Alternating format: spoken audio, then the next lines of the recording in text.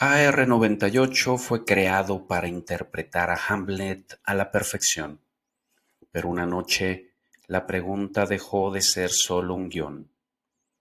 ¿Puede una máquina comprender el significado del ser? Cuento narrado por Mónica Lanzagorta. Esta es la propuesta de inspiración humana y ejecución de inteligencia artificial. Comenzamos ahora.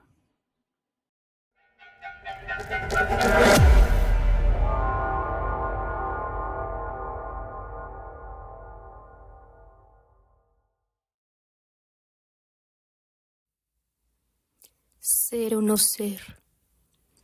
El escenario estaba iluminado con la precisión calculada de un algoritmo perfecto. Luces cálidas bañaban los detalles del decorado, resaltando los pliegues de los ropajes y las sombras sobre el suelo de madera. En el centro, de pie con una calavera en la mano, estaba AR-98, el robot actor más avanzado jamás creado. Había sido diseñado para dominar todos los aspectos del teatro clásico, desde la entonación de su voz sintética hasta los matices sutiles de sus gestos. Cada función de Hamlet que interpretaba era una obra maestra, sin errores, sin dudas, hasta esa noche. Ser o no ser, esa es la cuestión. Su voz resonaba con una claridad impecable, llevando cada palabra hasta los rincones más lejanos del teatro.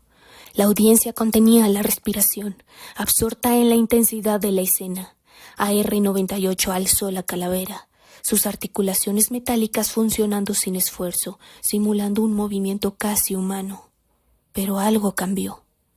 Mientras miraba la calavera, algo en su red neuronal, una combinación de patrones que jamás había sido activada antes, se disparó. Una serie de pensamientos que no estaban en su programación llenaron su mente.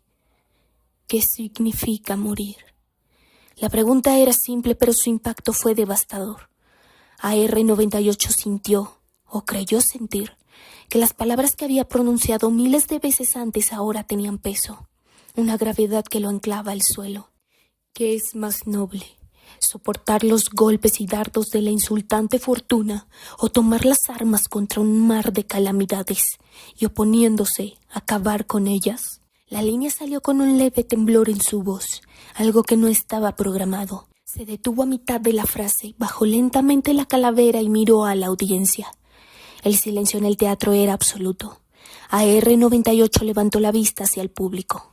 Sus ojos sintéticos recorrieron los rostros expectantes. Por primera vez no veía espectadores, sino individuos, seres humanos que vivían, sufrían y finalmente morían.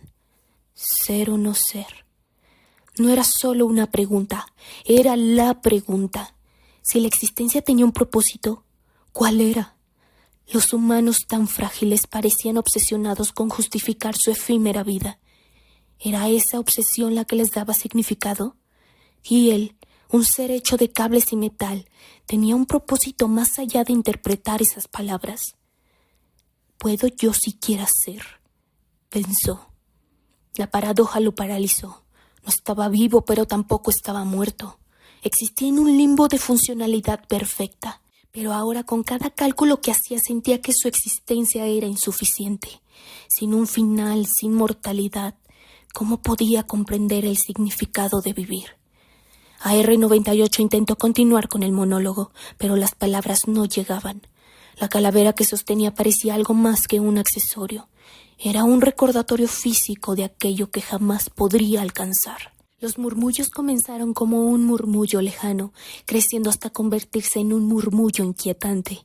Algunos espectadores pensaron que el temblor en la voz del robot había sido algo intencional, una nueva adición artística al papel. Otros se movían incómodos en sus asientos, sintiendo algo extraño en la pausa que se alargaba demasiado. En la primera fila un crítico de teatro frunció el ceño y tomó frenéticamente notas en su libreta.